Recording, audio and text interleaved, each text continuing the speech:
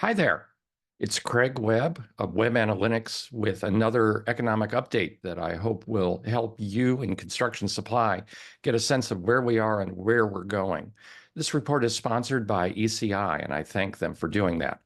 Our theme this month is sticking the landing. And that's because not only because of the Olympics, but because of the crazy things that we've been seeing lately while we've been up in the air, twisting and turning and being buffeted by all the challenges that are involved in the gymnastics of construction supply. If you start looking at these various factors, I think that coming down and landing on our feet is going to be a challenge. Let's start with the financial results for the second quarter and compare them with the previous year.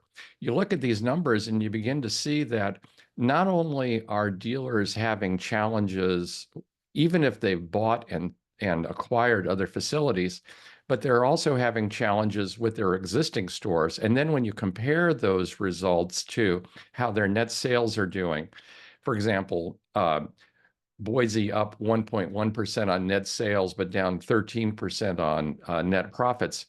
We've got issues that have to be talked about. So what seems to be going on? I think some of it involves the salaries, general and administrative expenses that all companies have. Now, people say that you really can't compare them from company to company, but I believe that at least if you put a whole bunch of them together, you can see a trend.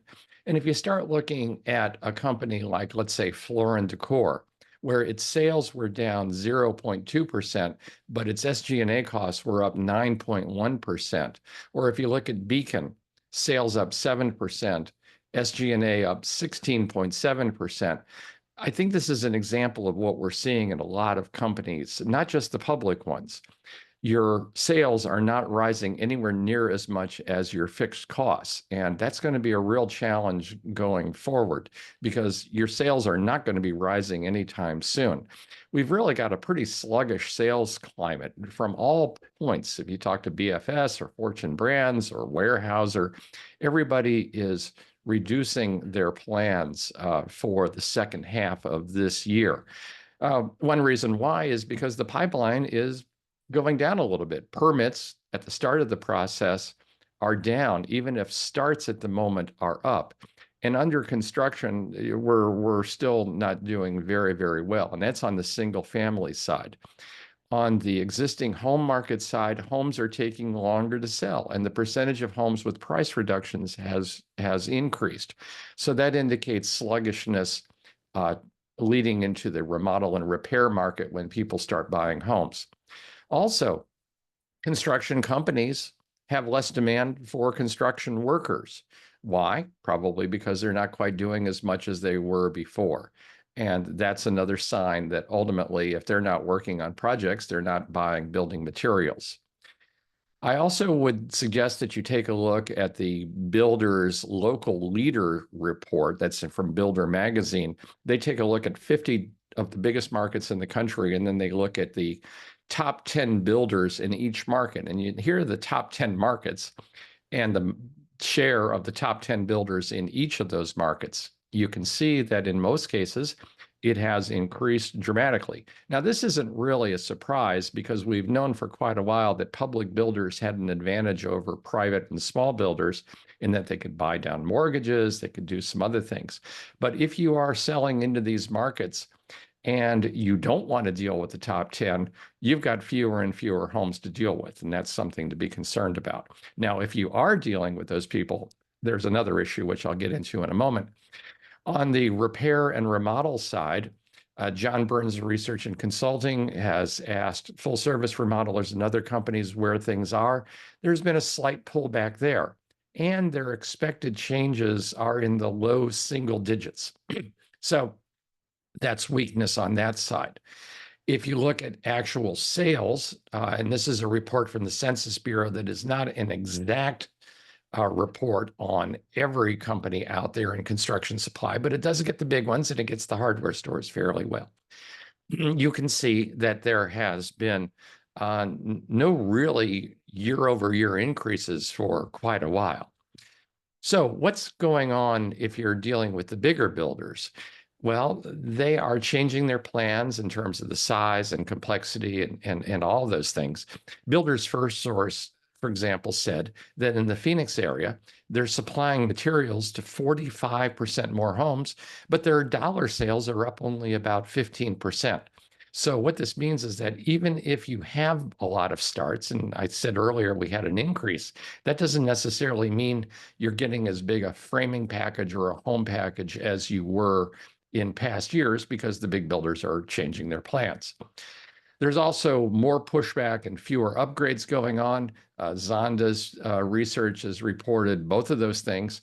And the notion that people are holding back a little bit also is showing up in anecdotal information from places like Bloomberg, which is saying that the wealthier Americans are forsaking their regular restaurants and going to IHOP and Applebee's instead.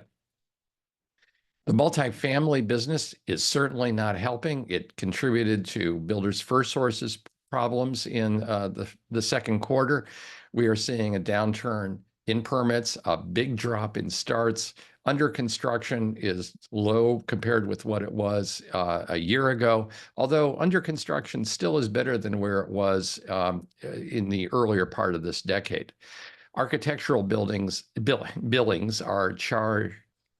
Architectural billings are having their own issues, although the residential people are doing slightly better than some of the others.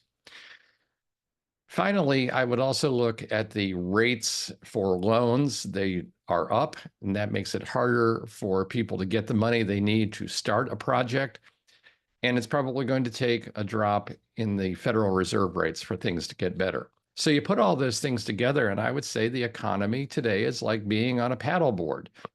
Whatever propulsion you have is what you provide yourself. There's no wave. There's no shooting up of lumber prices. There's no big demand in consumers that's going to drive it. If you want to get ahead, you got to do the paddling. There had been concerns about the general economy, especially when the jobs report came out at the start of this month, and it was a much more somber look at the market than people thought. And of course, most of you who keep an eye on the stock market know that we had this panic for a while, rates really dropped, but by the end of the week, we got over it.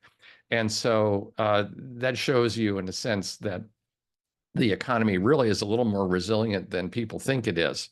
In fact, if you look at the forecast for the third quarter of this year, the quarter we're in now, compared with the second quarter, it's going to be about the same, about a 2.8% growth. That's better than we did in the first quarter of this year. So economically, we're not doing all that bad. The earnings growth rate, which is a particular concern when you talk about how people are feeling about the economy, is showing that earnings are exceeding the cost of the inflation rate. We have the earnings numbers for July. That's a 3.6% growth. As of this presentation, we don't have them for the CPI, but the belief is it's going to be about 2.7%. So another month in which earnings will outpace inflation. A lot of people in the retail industry are feeling pretty good about where we're going.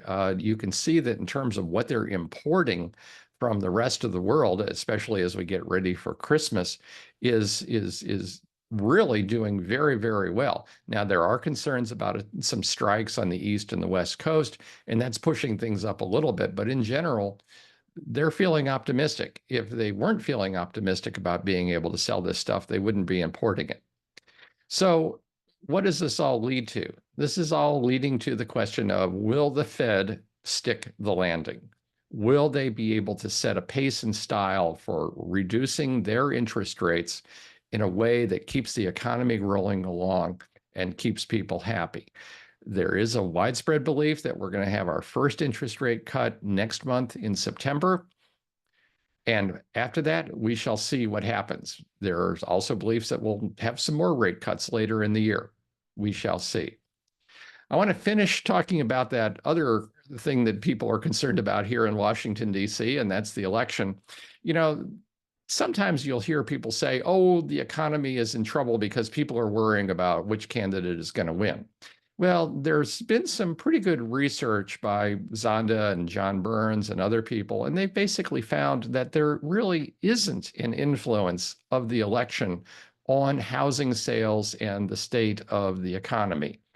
The economy is so big that even what happens in Washington, D.C., with regard to who's running the White House, has that big an influence. So consequently, take that as a reason away and start looking at other things that you think are really affecting how you're doing and how you can get ahead. So, your life today, I just see us doing a slow turtle-like movement upwards, nothing spectacular. And it's a long, slow slog, and you got to provide the propulsion. The takeaways today are, yes, we've got a tough slog going on. Builders are building simpler, smaller homes. There's more pushback. There's concerns about cost controls in companies. And I think keeping your costs under control are going to be one of your biggest challenges through the end of this year and into 2025. The economy generally is doing okay. 2.5%, 3% growth over the last half year, not bad. If the Fed really does start cutting rates in September, we may see loans go down. We may see a brief boost to the economy above 3%. And don't worry about the presidential election affecting the economy. You can worry about the presidential election for other reasons, but that's not it. A final thought. The Gallup people did a survey in June where they asked Americans to talk about their relative confidence in 17 different institutions. As these results show, small business is way ahead of everybody else. If you run a small business, if you serve small business, as long as you're not a Fortune 500 company, people are feeling pretty good about you. And I think you can build on that. I think you can really feel good that you have done a great job to win the confidence of the American public. So congratulations as we head into September. That's my report. I'd like to thank ECI once again for making this possible. I'm Craig Webb of Webb Analytics. If you have any questions or comments, please reach out to me. Other than that, I look forward to seeing you next month. Take care.